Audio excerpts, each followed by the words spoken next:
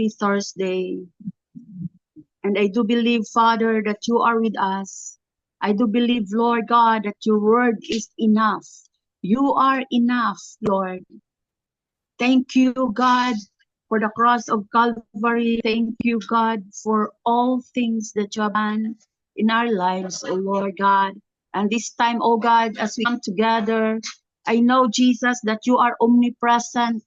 This time, I pray, your Father God, that continue to open up, oh Lord, our spiritual mind, our spiritual heart, and bless us, oh God, with that spirit of understanding, spirit of wisdom, and let the spirits of the Lord be upon us.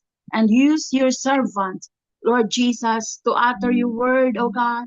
Hallelujah. Enable, Lord God, your word, oh Lord Jesus, to enlighten us, Lord, because we know that apart from you, Lord, we can do nothing. And even, Father God, human wisdom or intelligent, Father God, cannot, Lord Jesus, fathom your ways, can understand, Lord God. Hallelujah, your word, Lord God.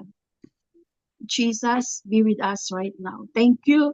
Thank you, Holy Spirit. And this is our prayer, oh God, in Jesus' name. Amen and amen. So, by the way, once again, good morning everyone. No, good morning sa mga kapatiran natin sa iba't ibang dako ng sa kanilang mga lugar, and good afternoon here in the Philippines dahil alas 12 na po. So, our topic this morning, it's all about all or nothing. All or nothing. In Tagalog, sabi nga po, lahat ba or wala? So according to Oswald Chambers, no, here in John chapter 21 verse 7, when Simon Peter heard that it was the Lord, I put on his outer garment. So parang sa akin kasi, tawag dito, parang putol, pero nakita ko po para maunawaan po natin lahat. Excuse me muna sa mga ingay, please. Sa John chapter 21 verse 7, na ang sabi po dito, after these things, Jesus showed himself again to the disciples at the Sea of Tiberias, and in this way he showed himself. Simon Peter, Thomas called the twin, Nathanael and Cana in Galilee, the sons of Zebedee, and two others of his disciples were together. Verse 3, Simon Peter said to them, I am going fishing. They said to him, we are going with you also. They went out and immediately got into the boat, and that night they caught nothing. But when the morning had now come, Jesus stood on the shore, yet the disciples did not know that it was Jesus. Then Jesus said to them, children, have you any food? They answered him, no. And he said to them, cast the net on the right side of the boat, and you will find some. So they cast, and now they were not able to draw it in because of the multitude of fish. Therefore, verse 7, that disciple whom Jesus loved said to Peter, it is the Lord. Now when Simon Peter heard that it was the Lord, he put on his outer garment, for he had removed it, and plunged into the sea. Kaya ito po nakikita natin, when Simon Peter heard, when Simon Peter recognized that it was the Lord, he put on his outer garment. Nagsuot po siya ng damit. Yun ang sinabi dito sa John chapter 21 verse 7. Next slide po. Please, salamat po. By the way, Ma'am Finit, sa pag-operate ng slide. So, in this first slide, Oswald Chambers said, have you ever had a crisis in your life in which you deliberately, earnestly, and recklessly abandoned everything? Kaya napakaganda po yung katanungan dito kung titingnan po natin. Dahil dito, ang tanong ko dito, have you ever had a crisis in your life? Nakaranas din po ba tayo ng tinatawag na kawalan sa buhay? Dahil po sa ating hangarin, So it is of the will. He said, you may come to that point many times externally, but it will amount to nothing. So, ito po ang mga katanungan po according to Chambers, to Oswald Chambers. Dahil ang topic na po natin, no, lahat na ba or wala or nothing? Kaya yung tinutukoy po dito, nakaranas po ba tayo ng tinatawag na crisis in our lives, which you deliberately, earnestly, and recklessly abandon everything? Dahil po sa pag-iwan po natin ng lahat ng bagay, nakaranas po ba tayo? Sabi dito, it is a crisis of the will. No? Ito po ay crisis na tinatawag na sa loobin ng ating hangarin. You may come to that point many times externally, but it will amount to nothing. Sabi po dito, no, dumating po sa punto na kumbaga, marami po tayong mga hinahangad sa buhay. Sa panahon ngayon, marami pong mga tao na naghahangad po ng mga bagay-bagay. Bagay na nais nilang matanggap, nais nilang maangkin, nais nilang mangyari sa kanilang mga buhay to the extent na umabot sa punto na nawala po ang lahat ng iyon. But sabi po dito, it will amount to nothing. The true deep crisis of abandonment, sabi po ni Oswald, or total surrender, is reached internally, not externally. The giving up of only external things may actually be an indication of your being in total bondage. So, ito po yung nakita po, no, kumbaga, yung una pong sinabi po dito ni Oswald Chambers, yung para, kumbaga, yung paghangad natin ng mga bagay-bagay sa bagay na nakikita sa mundong ito, kumbaga, yun po ay napunta sa wala. Sinasabi niya, yung totoong paghahangad ay yung internal, tawag dito, internal, no? Yung sa loobin, kaya yung bagay na nakikita natin, yung dito, all or nothing. Kaya unang bagay na dapat natin ilagay sa ating isipan in this first slide ay yung total surrender of your personal will to God. Yung total surrender ng mga saloobin, yung mga minimiti, yung mga gusto, kalooban natin, no, na mangyari sa buhay natin. Next slide po. Hallelujah. Kaya sabi dito, have you deliberately committed your will to Jesus Christ? Kaya ito yung katanungan na nais ni Oswald Chambers iparating sa atin. Have you deliberately committed your will to Jesus Christ? Sinasadya po ba natin na kinukumit po natin yung buhay po natin sa ating Panginoon? It is a transaction of the will. Hallelujah. And not of emotion or any positive emotion that results. Is simply a superficial blessing arising out of the transaction. Kaya, no, kung ito po ay dahil sa emotion or sa nararamdaman po natin, minsan sa pag-aakala po natin, it will only, sa tawag dito, it is just an emotion. But the transaction, he said, if sabi nga po, any positive emotion that results is simply a superficial blessing arising out of the transaction.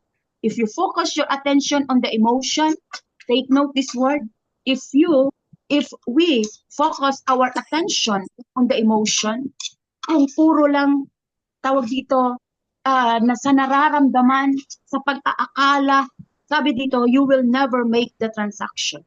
So do not ask God what the transaction is to be.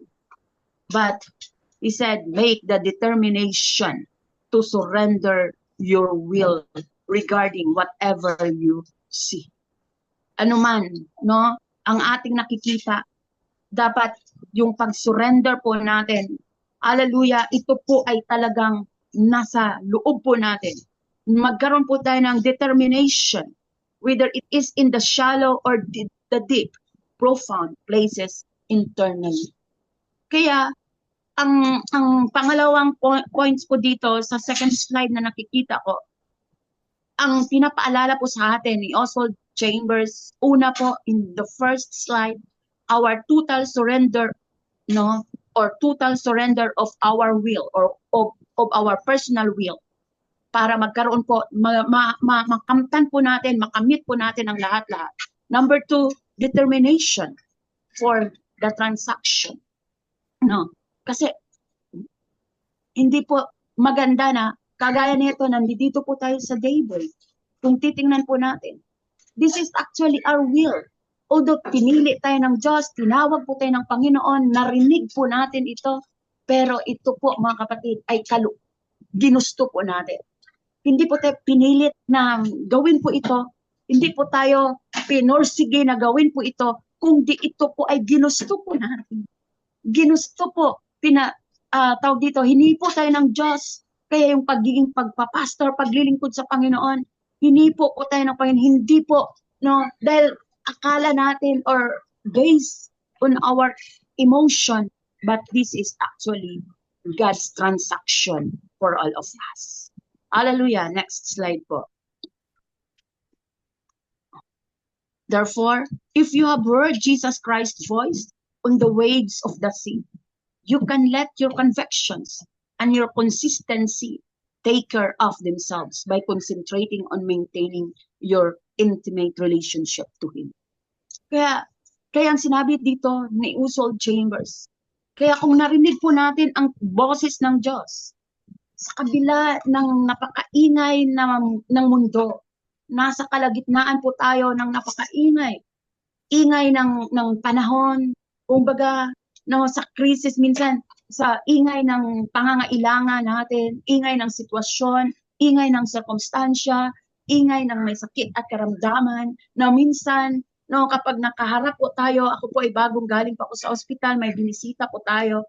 Glory to God sa lahat ng mga prayers ninyo po sa akin. Kahit noong ako po ay may karamdaman, nagkakasakit po ako, parang hindi ko maintindihan, may nilalagnat ang sakit ng mga katawan ko. Pero hindi pa rin ako nakapagpahinga dahil ang dami pong tumatawag, magpipray sa mga may sakit. At glory to God na ang Diyos talaga ay humihipo ng mga may sakit.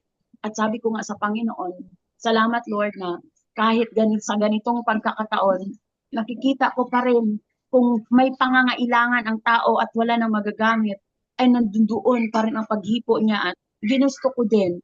Dahil po, sabi ko sa Panginoon, sa mga bagay na hindi ko makikita, nakikita ko ang iyong mga kamay na siyang humihipo. Hindi, sabi ko nga kanina sa ospital, sa mga, doon may sakit, sabi ko, huwag kayong tumingin sa mga nakikita ninyo. Ang tingnan ninyo ang magagawa ng Panginoon sa buhay ninyo. Dahil mas makapangyarihan ang Panginoon. Mas makapangyarihan ang Diyos sa mga gamot, mas makapangyarihan at mas matalino ang Diyos sa mga doktor na kahit nag-aral sila ng kanilang medicine for how many years, pero mas makapangyarihan ang Diyos at may magagawa po ang Panginoon. Kaya ito ang sinasabi ng Panginoon sa atin. Kaya, if you have heard Jesus Christ's voice on the waves of the sea, hallelujah! Sabi ko kanina habang ako ay nagme-meditate, ano po ba itong ibig sabihin? Kahit sa kabila ng ingay, no? Kaya ang ingay ng mundo, kung titingnan po natin, sa kabila ng ingay, sa kabila ng mga ingay na ito, hallelujah, ang sabi po ng Panginoon, no, you can let your convictions and your consistency, dapat haliyaan po natin yung conviction dito sa puso at yung pagpatuloy, hallelujah, to take care ourselves by concentrating on maintaining your intimate relationship to Him. Why? Because nowadays, ang tinatawag na intimacy ay nawawala na sa tao. Wala ng intimate relationship ang maraming mga tao sa Diyos. Kahit po sa pagbabasa ng Biblia, sa pananalangin, dahil maraming mga tao pagod na, maraming mga tao busy na sa mga pinapagawa, sa mga bagay na nakikita, pero hindi nagiging busy sa mga ipinapagawa ng ating Panginoon. Kaya ito ang topic natin ngayon, all or nothing.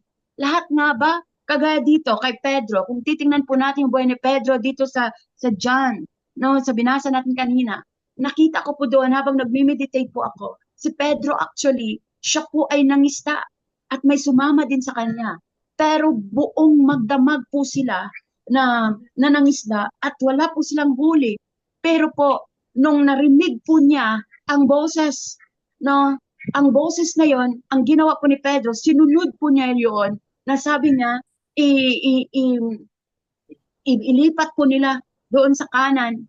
At nung nakita po ni Pedro, hallelujah, glory to the name of Jesus. During the time, hindi po niya na talagang nakilala kaagad kung sino si Jesus. Kaya nung nakilala na niya si Jesus, nung nakahuli na siya, hallelujah, dahil sa pagsunod niya sa sinabi ng Diyos, kaya naglagay po siya ng damit. Glory to the name of Jesus. Kaya nakikita ko po dito ang isang insights po sa sa topic na ito, all or nothing. Kapag sinunod po natin ang sarili po nating kagustuhan, papagurin po tayo, mabe-burn out po tayo. Pero kapag sinunod po natin ang ating Panginoon, ang agenda ng Lord sa buhay, ang transaksyon ng Panginoon sa atin, mangyayari na maangkin po natin ang lahat ng bagay. Kaya tatlong bagay na nakita ko po dito, number 1 is the total surrender of your personal will. Number 2, your determination for the transaction. And number 3, your concentration on maintaining your intimate relationship to God. Ito po ang nais ng Panginoon na mangyayari sa ating mga buhay. Na dapat po natin magkaroon po tayo ng total surrender.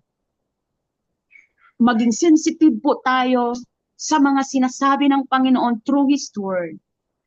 At kapag pakinggan po natin, magkaroon po tayo ng determination. Regardless sa lahat ng mga ginagawa natin, anuman ang ating mga sitwasyon, dapat magkaroon po tayo ng determination. At ang concentration po natin, concentrating on maintaining your intimate relationship to God. In conclusion, ang sabi nga po dito sa Luke chapter 14, now it happened as he went into the house of one of the rulers of the Pharisees to eat bread on the Sabbath, that they watched him closely. And behold, there was a certain man before him who had dropsy. And Jesus answering spoke to the lawyers and Pharisees, saying, is it lawful to heal on the Sabbath? Tama ba? Sabi ng mga tao. Kasi minsan yung mga tao, ini-insist po nila yung kaparaanan nila na tama kaysa sa kaparaanan ng Diyos. Ito ang sinasabi dito sa verse na ito. Hindi po natin pwedeng i-insist ang ating mga kaparaanan, ang ating mga pananaw, our perception, ang ating mga, meron pa dyan, nakalimutan ko na kanina. But they kept silent and he took him and healed him. Sabi po dito sa verse 4. No? Verse 3, and Jesus answering spoke to the lawyers and Pharisees, saying, is it lawful to heal on the Sabbath? But they kept silent, and he took him and healed him and let him go. Then he answered them, saying, which of you, having a donkey or an ox that has fallen into a pit, will not immediately pull him out on the Sabbath day? And they could not answer him regarding these things. So he told a parable for those who were invited, which he noted how they closed the best places, saying to them, when you are invited by anyone to a wedding feast, do not sit down in the best place, lest one more honor able than you be invited by him. And he who invited you and him come and say to you, give place to this man. And then you begin with the shame to take the lowest place. But when you are invited, go and sit down in the lowest place, so that when he who invited you comes, he may say to you, friend, go up higher, then you will have glory in the presence of those who sat and at the table with you. For whoever exalts himself will be humbled, and he who humbled himself will be exalted. Kaya ang nais lang po ng ating Panginoon na ipabatid po sa atin na sundin po natin ang kalooban ng ating Panginoon. Anumang mangyari mga kapatid, dapat po lagi po nating alalahanin na kailangan po natin, hallelujah, ang will ni God. At marami pong mga tao nagsasabi na namumuhay din po sa kalooban ng Panginoon. Pero ano po ba ang nasa loob ng Diyos? Ang kalooban, no, the will of God. So yan po ay makita natin dito sa salita ng Panginoon because the word of God has power. Hallelujah, there's power in His word. Hallelujah. At ito rin po ang paalala ni Oswald Chambers po sa atin. So glory to God.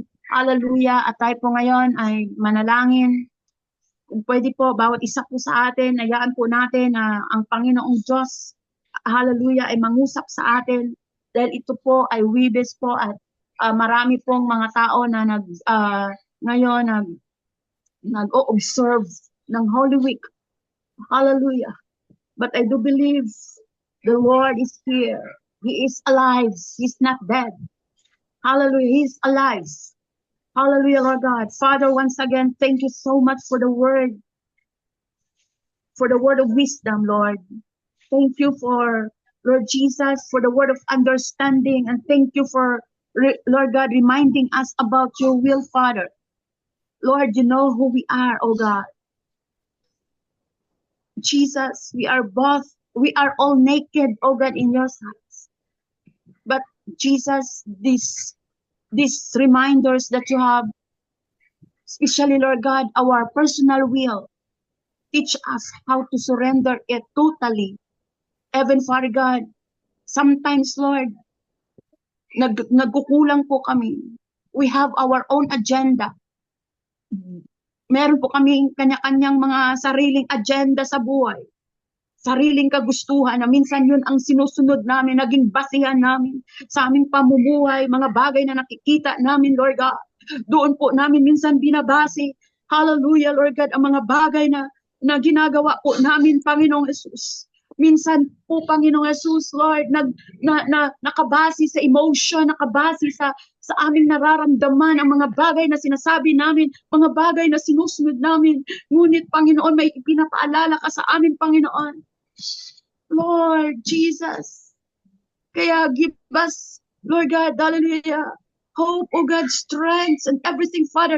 Kahit po magkaroon kami ng determination, Father God, in Jesus' name, devotion, Lord, dedication sa pagsunod sa inyo amang banal. Panginoong Jesus, kahit po ang intimate relationship namin sa iyo. Minsan, Panginoon, dahil sa napakaraming mga trabaho, napakaraming obligasyon, napakarami po. Minsan kaming ginagawa. Panginoon, naging dutiful na lang, Lord, ang prayer. Kahit po ang pagbabasa ng Bible, Panginoong Jesus, hindi na po ma-meditate, Lord God. Nagiging dutiful na lang, Lord Jesus. Nakasanayan na lang namin ito na binabasa minsan. Oh Lord, nag-aantay na lang kami, Panginoong Jesus, ng mga preacher, ng mga speaker, Lord God, to share the insights, oh God, doon namin binabati minsan ang pag-grow namin. Lord, patawarin mo kami amang banal. Ngunit ngayon, Panginoon, ang nire-remind mo sa amin, kung kamusta na ang aming intimate relationship sa inyo, ang aming pagiging malapit, through reading your word, through meditating your word, Lord Jesus, through living, Lord God, hallelujah, your will, oh God, in Jesus' name. Thank you, Holy Spirit, for today, Lord God. Hallelujah, Lord God, make a great way, Father, great miracle, oh God, in our lives, Lord God.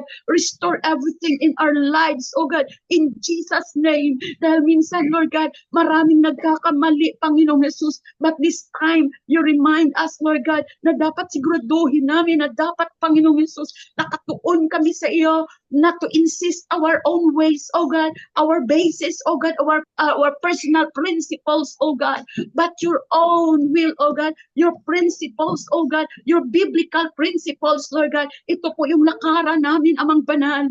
Tulungan mo kami, Lord Jesus. Hallelujah. Thank you, Father, sa bawat mga daybreakers na nandito. Thank you for your divine protection for every one of them, even for their family, for the ministry that you have entrusted for them. And thank you so much, oh God, for the gift of the Holy Spirit. Thank you, Father God, for convicting our hearts today. Thank you, Holy Spirit. Di ko man alam kung ano man, Ama. Hallelujah, Lord God, ang aming sitwasyon, ang bawat pinagdaanan ng bawat isa, Panginoon. Ngunit patuloy mong ituon sa iyo ang aming mga isipan as what you have said, Lord God, in Colossians, Lord God, to set our hearts to you. Hallelujah, to even our minds, oh God, in Jesus' name. Thank you, Holy Spirit, for this time. Thank you for your word, oh God.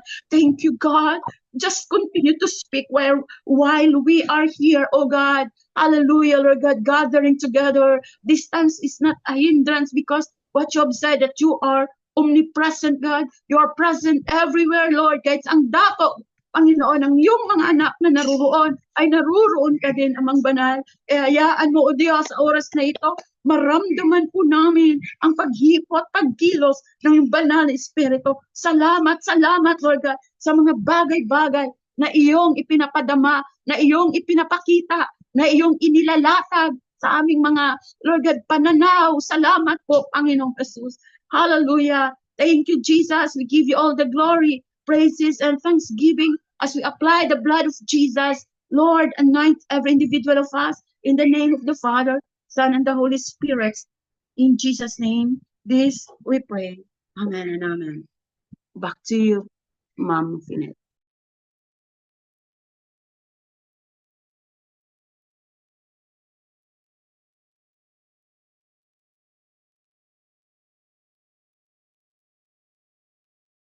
Amen. Amen. Thank you, Pastor Jeneline, sa napapanahon at mahalagang paalaala sa atin. The message is actually a challenge na can we say to the Lord, all or nothing?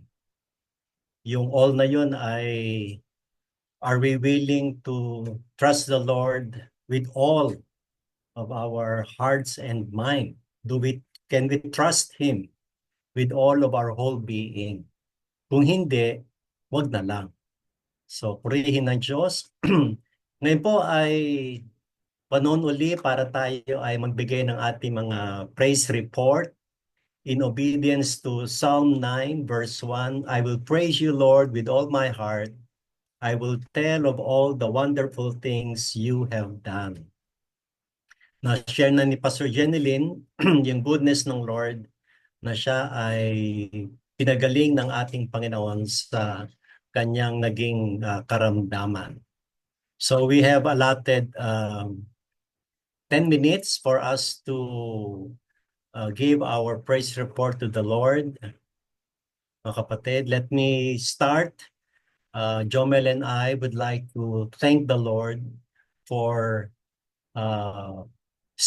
faith-stretching situations. Yeah.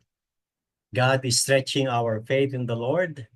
Kaya yung message ngayon ay we should determine to abandon the external for the benefit of our internal. Yeah, praising God for that faith-stretching situation that we are in. We know that God will never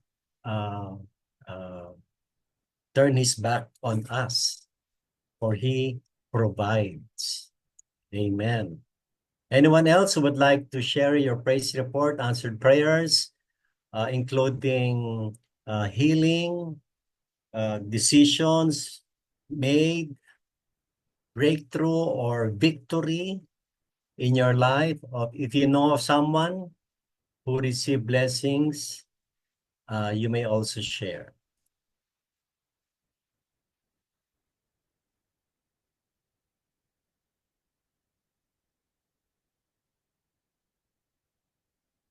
We will praise you, Lord, with all of our hearts. We will tell of all the wonderful things you have done. Any praise report when it comes to the move of God in your church, the move of God in your family? I'm sure it's worth testifying about it. The move of God in your situation, the move of God in your ministry.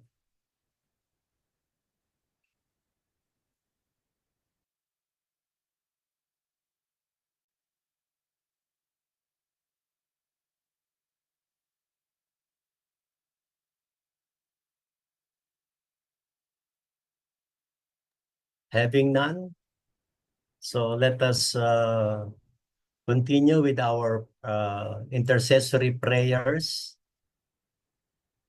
In verse 224, he himself bore our sins in his body on the cross so that we might die to sins and live for righteousness. By his wounds you have been healed.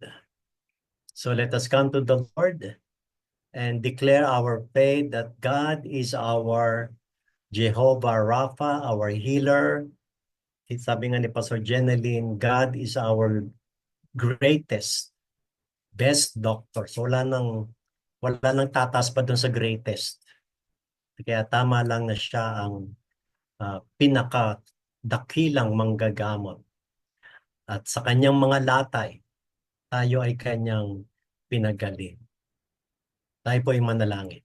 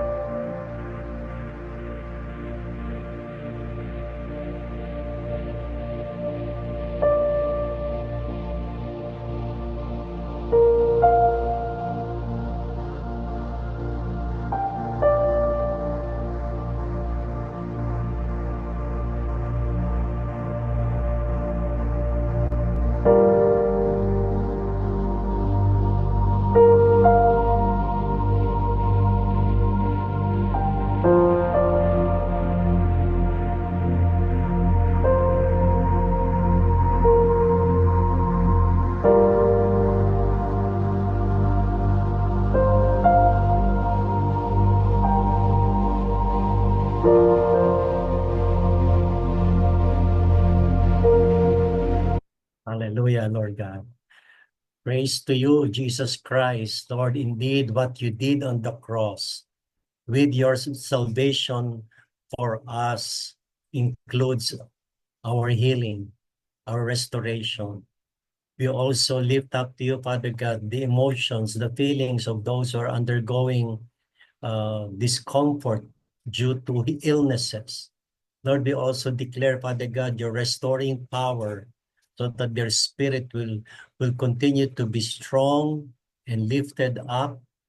Lord, we pray that you will help those who are in need, those who are suffering, oh Lord God, that you will teach them to fix their eyes on you. For you are the one, oh God, the only one who can restore us, heal us, deliver us, keep us, oh Lord God. Thank you, God, because you died on the cross for us. That's why, Father God, we always claim and believe, oh Lord God, that by your wounds and your stripes, by the shedding of your blood, oh God, indeed, we can receive healing. Lord, we thank you for those who receive your healing, like Pastor Jeneline, Pastor Olive De Leon, and among others, oh Lord God. We thank you for you never stop manifesting yourself that you are indeed our healer.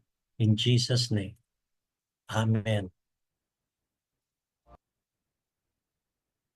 We are all aware of what's going on in the world, especially the economic effect of the tariff that the United States is imposing.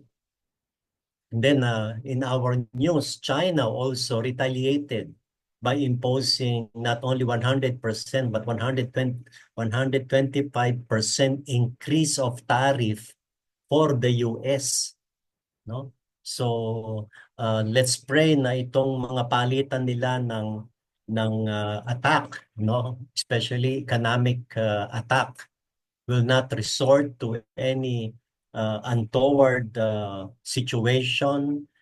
Let us declare that still God is in control. Let us pray for godly leadership among nations, righteousness. Let us declare peace in our nation. Merong political unrest. Opo. Kaya declare natin that Jesus is the Lord of all nations, because it is blessed if the nation, or when the nation acknowledges God is the Lord. Blessed is the nation whose God is the Lord, the people whom he has chosen as his heritage. Let us pray.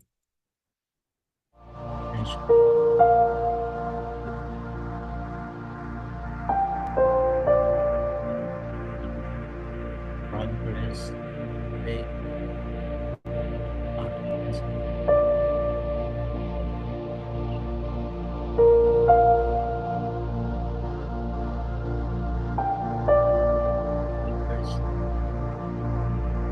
the other choice in a man.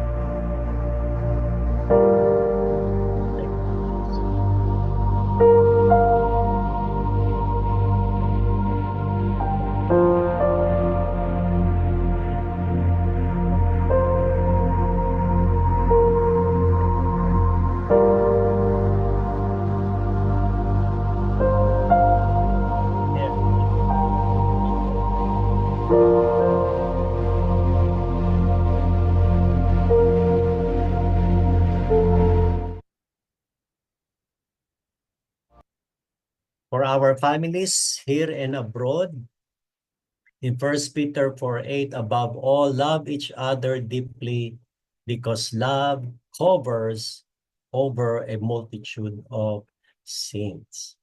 No? Ano ba tong sins na ito? Ito yung misunderstanding, ito yung disharmony, ito yung jealousy. Let us declare love, no? Let us proclaim love over our families. I-mention natin yung mga pangalan ng ating mga pamilya. For example, Lord God, bless David family, bless Sablan family, no? I-declare natin yan, no? Para yung power of declaration, especially din yung mga kamag-anak natin sa ibang bansa na marahil ay sila ay dumadaan din sa mga pagsubok. Subalit, ang bisa ng kapangyarihan ng Panginoon na hindi kayang harangan o harangin ng change of time or difference of time and even culture. Let us pray. Hallelujah. There.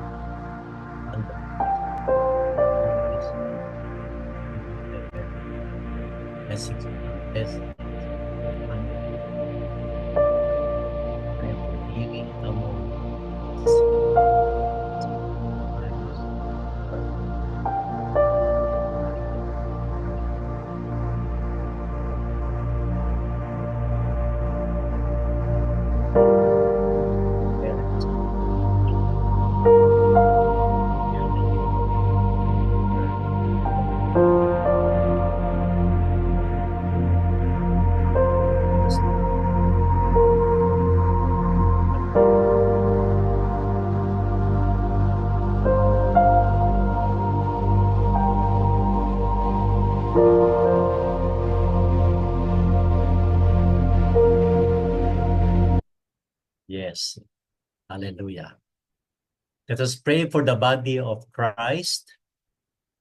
Pray for all the Christian churches to be filled with the Holy Spirit, be united and arise to preach the good news of God's kingdom. Let us stand on the truth of God's word and witness to all the nations of the world. Or let us also pray specifically our African churches, especially in Nigeria. I just received a forwarded letter na nagkaroon ng violence between the UMC and the GMC in Nigeria. Let us pray for peace. No, let us pray for respect among leaders. No po, sa Congo, sa Liberia, especially sa Africa. No po, dalangin natin ang kapayapaan. No po. And of course, lahat ng ating mga manggagawa din. No po. I'll just quote So John 17:11 says, Holy Father, protect them by the power of your name, the name you gave me, so that they may be one as we are one. Yan. Yung ating pong let us pray for our Holy Week events, no po. Mamaya, kung may mga retreat kayo, bukas, Good Friday, and then sa Sunday, Resurrection Sunday, let us lift up all the worship participants, leaders, workers, na po, as we all do our ministries, especially this Holy Week. Tayo po ay manalangin. Hallelujah. Church is Yes, we lift up to you. asking permanent peace amongst Christians, among the UMC, workers,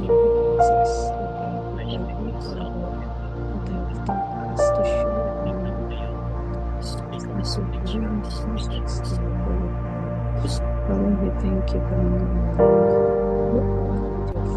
church retreat, us, Lord, we cannot see you or if your Holy Spirit. Lord, we lift up to you all the gatherings this Holy Week, O God. Starting today, Panginoon Lord, mga communion services, and then tomorrow, O God, mga 7 last weeks, and then the Resurrection Sunday, O God. Maraming salamat kasi given the privilege, O God, to celebrate, Panginoon, the resurrection of our Lord. In Jesus' name. in Jesus' name. Since today is Thursday, let us pray for the mountain of Media. In the same way, let your light shine before men, that they may see your good deeds and praise your Father in heaven. Matthew 5:16. Let us pray for the Spirit of truth to move against the works of the evil spirits and expose all the error, lies, rebellion, addiction, and manipulation being peddled in the media. Katatapos lang ng hearing sa mga bloggers, no? Yung nag-spread ng fake news. So we pray na makapagbigay ang ating mga lawmakers ng appropriate law to stop the spread of fake news. Na po. At lalo na ngayon, maraming mga marurunong sa technology na gamitin nila yung knowledge nila, yung expertise nila in spreading truth and not lies or deception. As for the Christians naman, let us pray that God will empower and use the Christians in the media sector as ministers to transform the world by sharing the truth based on God's word and testifying about Jesus to all the nations through the various media platforms. Let us pray. Father God, we lift up to you,